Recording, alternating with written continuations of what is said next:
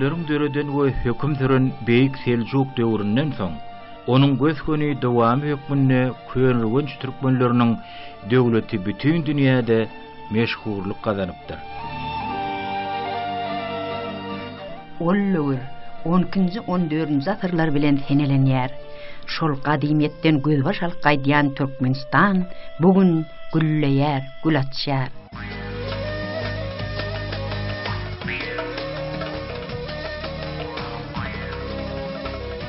Türkmenistan ýurdy, gözellik ýurdy. Teýrana gelsinler, jahan keşteler. Göýektepe galasy, gadym gurgunjyň owazasy uzaklardan eşdiler. Meniň ülkem altyn, nebitdir gazdyr, ýyly şahan nazdyr, aýdymdyr sazdyr. Munyň ýaly gödel ülke azdyr, Türkmenistan ýurdy, gözellik ýurdy.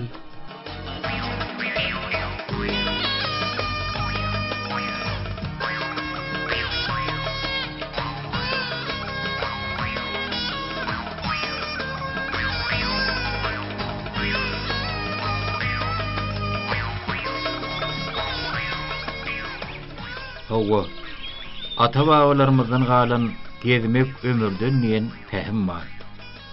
Gadymiyete, geçmişe tiýahat, keramatly ýerlere ziyaret etmek, onu öwrenmek, bilmek, geljekde nesillere miras goýmak türkmeniň milli medeni mirasyna goýulan uluk hormat we guýtanyşdyr. Ine şo ýerleriň birine gadymy daşagy topragyna, mukaddes mekanyna toýlanýar.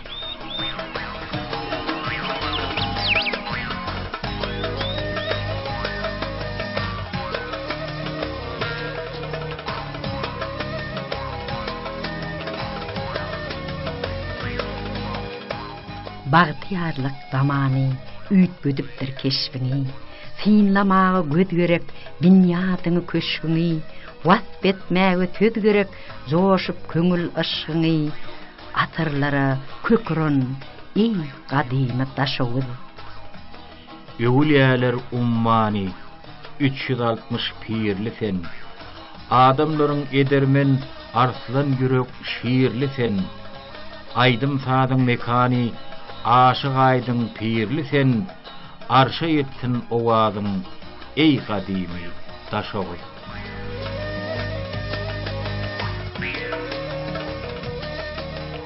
Minaralan gümmedlen asırlaryň tütüni, ejir çeken topragyň gördi ençe tütemi, sowully asmanyňdan gara güllüň tütüni, wasp etmäge waspyny, söz tapylmaz daşagy, uly toýlar toýlaýan, ey gadymy daşagy.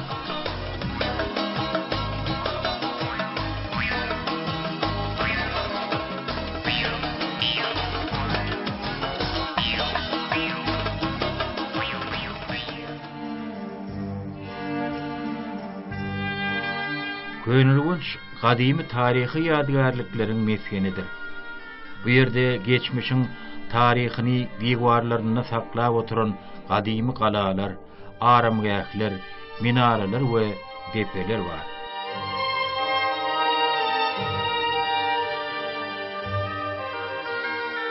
Inni bolsa gadymy köýnülgünç ýadygärlikleriniň bir näçesine tiýnedelim.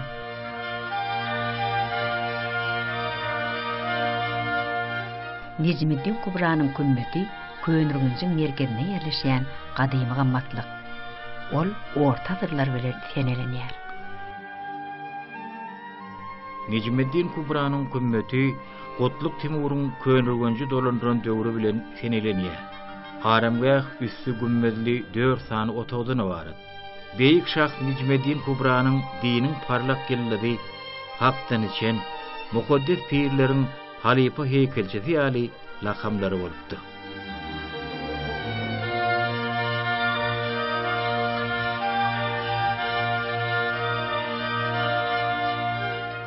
Köýnürgünjiň taryhy ýadygärlikleriniň bir naýbaşy ýadygärlikleriniň biri hataplanýan Necmiddin Kubranyň kümmeti özüniň bezegleri bilen seýrik duş gelýän gaýtalanmaýan ýadygärlikleriň biri hataplanýar.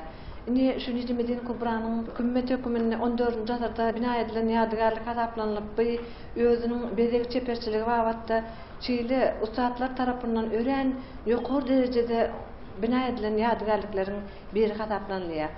Anga şu gizelgede hazır görýärsiňiz şu ýerde ýagny peşdagyň iki gapdal tarapyndan Necmettin Kubranyň bedegleriniň yeni bir aýratyn tarapy ol kim bolsa 3 sany renk şu ýerde izgider ulanlan. Bu ýerde ösümlik dünýäsining ören bir nepeslik bilen ustatlyk bilen ýerine ýetirilen.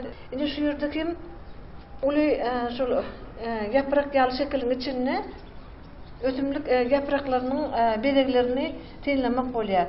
Indi şu ýadygarlygyň ýene-de ýokarsyna peşdagyna ýokarky bölegine bir oyma, gazma usuluna, kerpiçin yüzüne oyup becerilen ösümlik bedeglerinin terakota görünüşündeki nusxasyny çeýlede, onun pörizi renk bilen renklenen yapılan görünüşüni çeýlede, bu ýerde tekiz renkde pörizi renkin aşagyndan şekil işlenen görünüşüni tenlemek bolýar.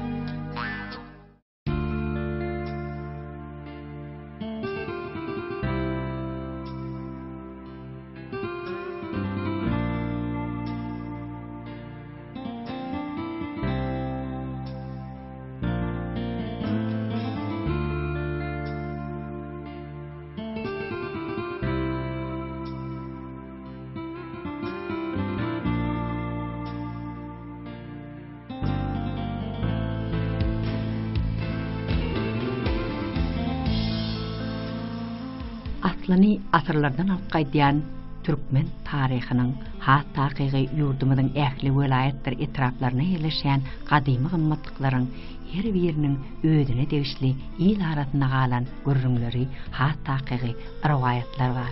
Häzirki wagtçyly ödüniň asyl nusxasynyň käbir görünüşleri bilen saklanyp galan beýik binalaryň ýeni biri Necmettin Kubranyň kümmetidir. Bu kümmet ödünün binagarlyk guruluşynyň ören täsirligi bilen tapawutlanýar. Mongollary ýetir düşüp, gaýry ýurtlara alınıp gidilen bir ýigit pirin şehit bolan ýerine amarat bina etmegi ýüregini döwüpdir. Mongollary ýetir düşüp, gaýry ýurtlara alınıp gidilen bir ýigit pirin şehit bolan ýerine amarat bina etmegi ýüregini döwüpdir. Ol yetirlikden açıp yolla uka gidenne düşünne pirin ödünü görüpdir. Pir onun bilen görülüşüp maksadını anyklap ödünün öldürülen yerini talgy beripmiş. Ol bir garpaz çigidini ýigidin eline berip talgy beren yerine ekmegi buýrupdyr. Köp horlukdan soň ol ýigit könürgençe gelipdir. Aýdylan yerine garpaz tohum ekipdir. Garpaz tid hasyl beripdir. Garpazlaryň diňe biriniň içi gyzyl çykanmış. Ine ýigit şol ýerde hem pirin kümmetini gurdurupdyr diýen ila tarasyna görürmär.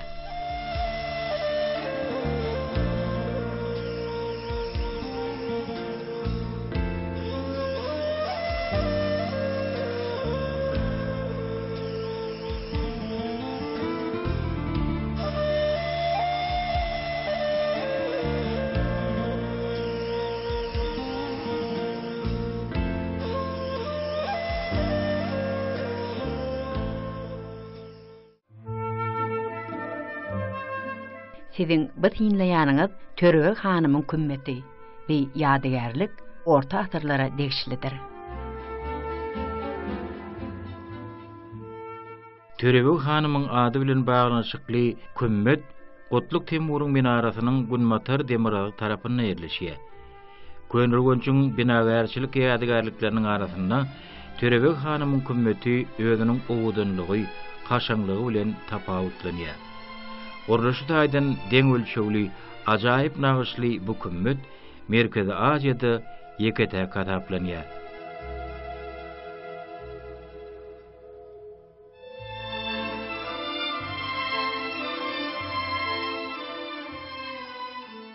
Bu kümmet gadim Ürgençde orta asyrlarda yani 14. asırda bina edilen. Bu ýadygarlyň guruş aratylyklary babatda çeperçilik bedegi, ulumdan nağış bedegler babatda diňe bir merkez adedel etem dünýäde ýeketek diýip hasaplamak bolar.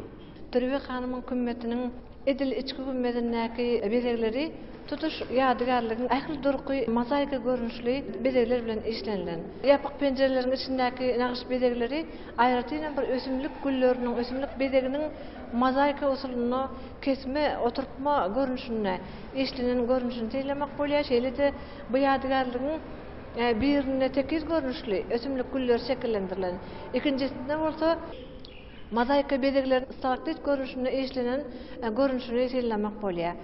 Şeýle-de bu ýadygarlygyň ýokarky gümmetindäki nağış bedegleri bir şeýle ýyldızlaryň çyrşyrymly, ýagny ulgamyny emele getirýän görünüşini teýlemek bolýar.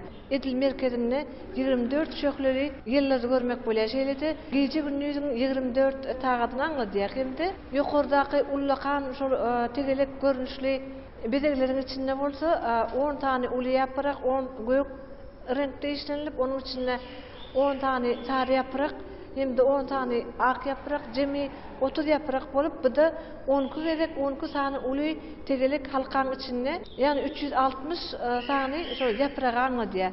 Bu da älim deminiň guruluşy bilen şeýle-de 360 gün bilen baglanşdyrylýar. Bu ýadygarlygy islendik nukatdan seyredenimizde bölük imaratlardan bir tutuş bir sazlaşygy emele getirýär. Şu ýadygarlygyň giyirligesi gün orta tarapynda üstü arka şekilde basırılan dehlize girip çep tarafına otoğu yerleşer, sağ tarafından olsa yukarı ikinci hata çıkılan 40 tane basgancıklı merdivan yerleşer. Şu gümmedin içki yüzündeki nağışlar öz döwrüne nayvaşı hükümüne kabul edilip şöyle bedemek usulü bütün dünya yayrandığını aytmak bolýar.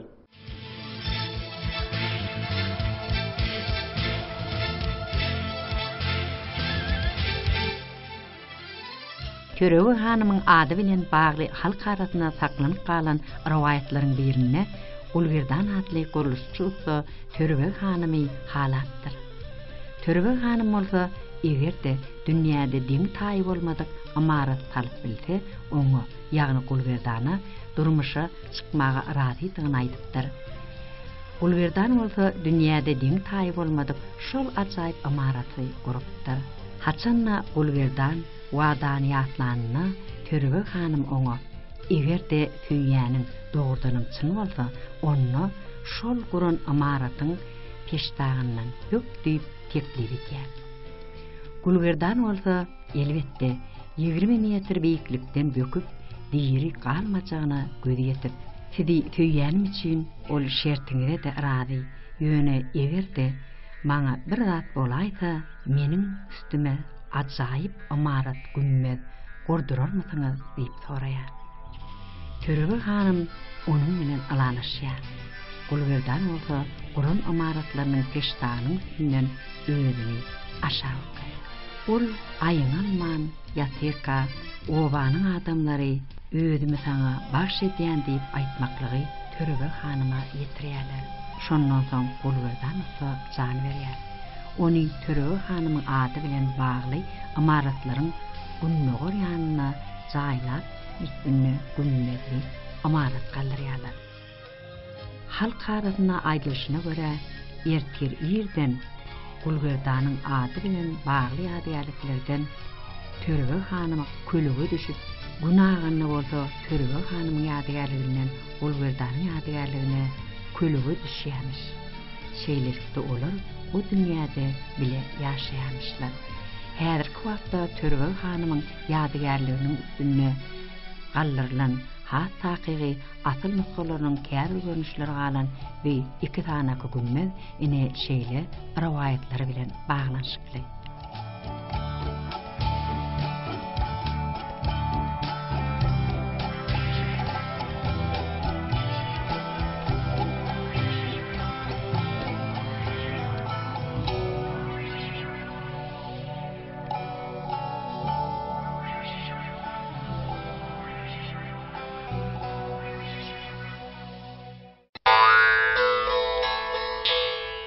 Sizin bu tinleyen şekilleriniz bolsa, Daşoğut vilayetinin ruhu bilen etrafına yerleşen Aşık Aydın Pir'in ýadygarlygy ol özünün aýratynlygy bilen tapawutlanýar.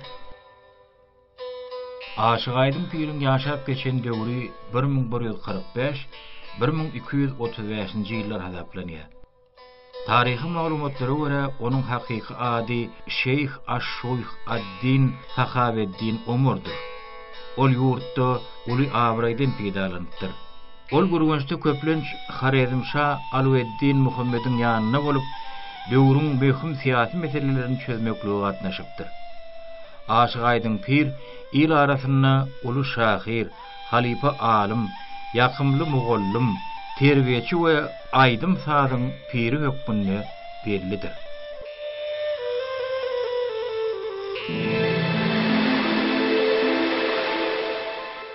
Hayır ýagşy, habar kimden al? Nejetjandan al. Nejetjan Aşyk Aydyn Pir'in patagyny aljak bolup gelip ýöreni 7 ýyl dolup 8-nji ýyla kadam batan eken. Nejetjan bere gelip bar pişede odun çöpläp, odun çekmek bilen bolup gidiversin. Ine gülleriň birinde Nejetjan odun çöpläp, odunlar kalıp gelen ýerine adam. Bir ýap gydrakda pensiýony çykyp oduny ýerde oýup, odunny arkasyna berip gelen güni hazaplamany geçdi. Hazaplap görsek gelen wagty 7 ýyl dolup 8-nji ýyla kadam batan eken. Nejetjan, Allah men enemin garasyna galdym o. Enem gitmediğine garaman gaýtdynyp oduny söýüp hap bolup ağlamany başlady. Şol ağlap ýaşyny Nejetjanyň gözi gaflat ukyna galyp bolady. Düşünde kırk silteller, Aşyk Aydyn Pir düşüne inip oğlanın daşına alıp duruverdiler. Kırk siltellerin herhalde bir kade şerap verdi. Aşyk Aydyn Pir'im gelip alol Nejetjan deyip 41-nji kade şerap verip muňa ak patany berip goýuversin. Nejetjan tirkenip oýandy görse diýşekeli. Munyň ýaly gowy düş görende mes bolup begenip öksesi ýeňler. Oduny arkalyp gaýdyversin. Oduny getirip çayhanan törüne dünküldedik goýup Pir'in ýanyna bardy. Ey Pirim, maňa ruhsat bermesen bolmaýar Pirim. O Nejetjan sen ýa gidende de goýanypdyň, näme bolsaňa. Pirim maňa ruhsat ber. Men ýurduma dolanaýyn. Ey Nejetjan oglum, sen elmeň ýaňy hyzmatymy etdiň.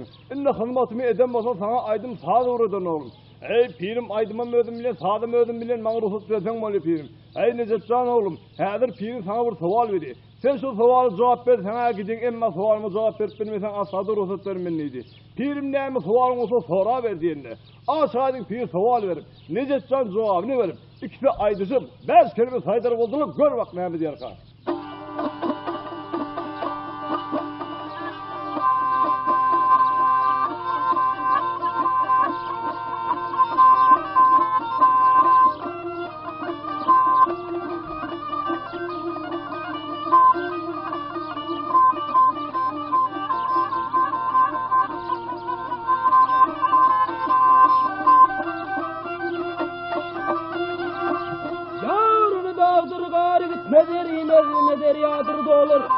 Sörürimezine tahıdır ölmez gitmez garimezine kervendir minmey katar ider hey gel ider hey Toprağın gari gitmez erimez köngüldür yaz olur Sörürimez hakkın özü ölmez gitmez garimez zan kervendir minmey katar ider hey hey ider hey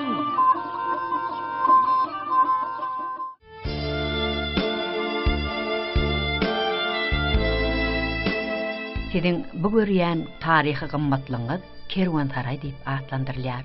Kerwansaray esasy Beýik Ýüpek ýolunyň ornuna ýerleşen gadymy ýadgarlykleriň biridir. Bu ýadgarlyk Daşgalanyň meýdanyna ýerleşýär.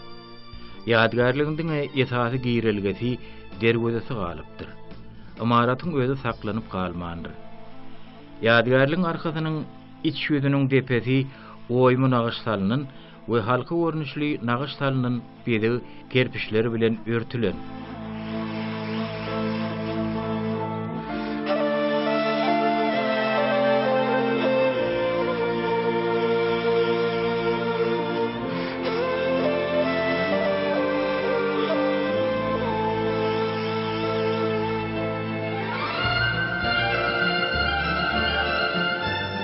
Sultan Tekeşiň ýadygarlygy 17-nji asyrlara degişli bolup, ol asyl nutgasynyň käbir görnüşleri bilen şu neçeli saklanyp galypdyr.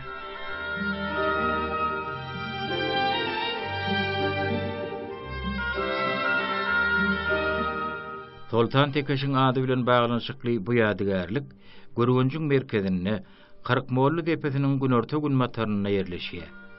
Sultan Tekeş'in könrügöncü dolandıran döwri 1172-1200 ýyllar hasaplanýar. Ve onun dolandıran wagty döwlet guruluşynyň pugutulanyň, şäher binagarlygynyň iň güllä döwri hasaplanypdyr.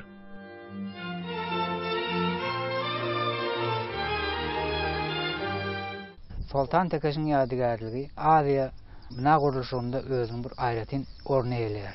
Ýadygarlyk giň gowrumly, diwarlaryň taraplary 24-18 metr uly gowrumly. Sultan Tekeş'in ýadygarlygynyň aýratyllygy 24 gowrumyň üstünde gümmedasy eginiň daş tarapynyň gapyrgalary bölünip timarlanyp bejerilýänşigi hasaplanýar. Bu ýadygarlykda uly gümmed yerleşen hem gümmediň hem daşy bütünlüği gök sürçe bilen örtülen. Ýadygarlyk ýokary hilli beşirilen kerpiçden gurulan.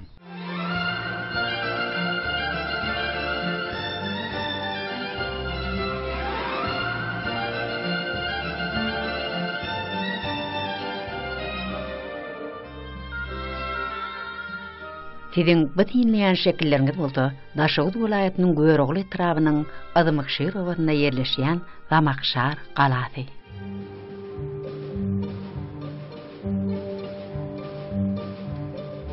Zamakşar şäherinde ýaşaşyň dowam eden döwri 11-nji 12-nji asyrlar bolup, onuň tutýan meýdany 18 hektardan ibaretdir. Gala beýik şahs Mahmud Zamakşaryň ady bilen baglanşdyrylýar. Galanyň diwarlarynyň umumy uzunlygy 1500 metr bolupdyr. Orta asyrlarda galada joşunly ýaşaýyş dowam edipdir. Beýik alim Mahmud Al-Zamakşary şu ýerde dogulupdyr we ýaşap geçipdir.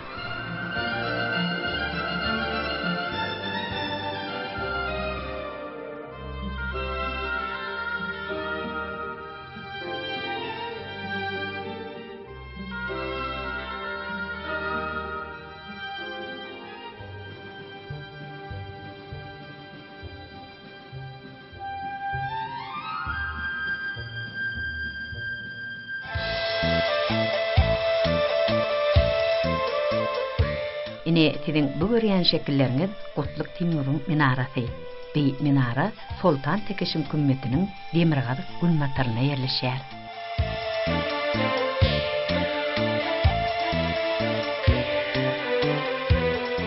Gutlyk Timurun minarasy 16-njy asyr bilen senilenýär. Belentligi 62 metr bolup, aşağı böleginiň giňligi 12 metr. Ýokarky böleginiň giňligi 2 metre deňdir. Minaranyň iç ýüzünde 145 tany aýlugly basgynça bolupdyr. Şeýle minara nağış bezegleriniň täsin nusgasyny özüne jemleýär.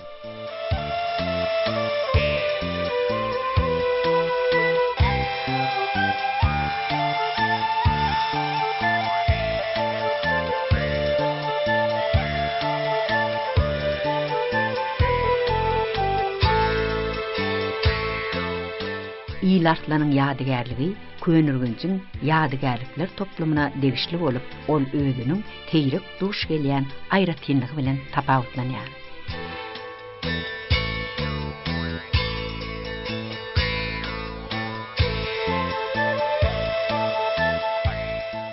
İlarsanyň kümmeti könürgünçiň ýadygarlyklarynyň günorta gününe gor bölegine Sultan Tekeş'in kümmetiniň günortasyna yerleşýär. Bu amarat ýylar arasyna filosof alim Fahreddin Arazi'niň ady bilen baglanşdyrylýar. Alimlaryň pikirine görä amarat ýylarsanyň dolandyran döwrüne bina edilen ýylyk bellenýär.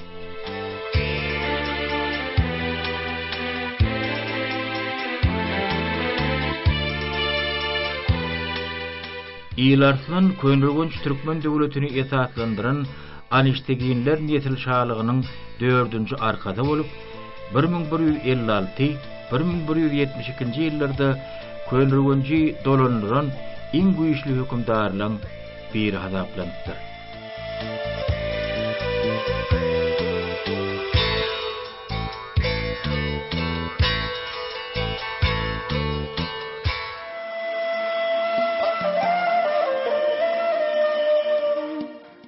Görýän gadymy gymmatlygyňyz bolsa Sultan Ali'niň kümmeti. Ol Nizamiddin Kubranyň aramgynyň demirgalyk tarapynda yerleşýär.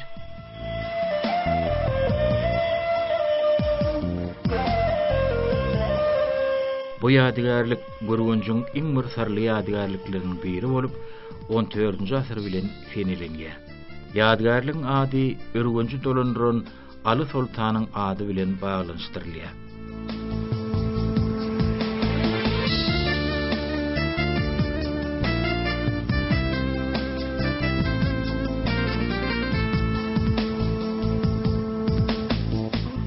Kirin bisinleýanyňyz 40 molla depeti diýip atlandyrylýar. Ol könürgünji ýadygarlyklarynyn Demirgazyk Günnogor bölümine Toltan Tekeşin kümmetiniň hem Demirgazyk Günnogoryna ýerleşýär. Galanyň umumy tutýan meýdany 3 hektara golay bolup, diýwarlarynyň beýikligi 9-12 metre barabardyr.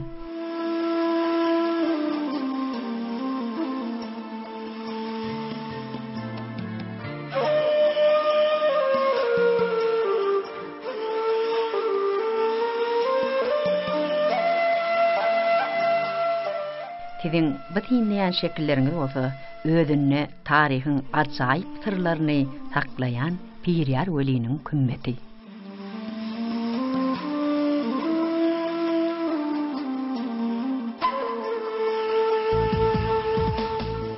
Piryar Veli'nin kümmeti Necmeddin Kubra ýadygarlyklar toplumyna, Necmeddin Kubranyň kümmetiniň günmataryna ýerleşýär. Imaratyň gurulun wagtyny 17-nji asyr bilen fenilenýär. Kümmetin gereligisi Günnogor tarapda. Benagarlyk guruluşy babatda belen kümmezli hasaplanýar.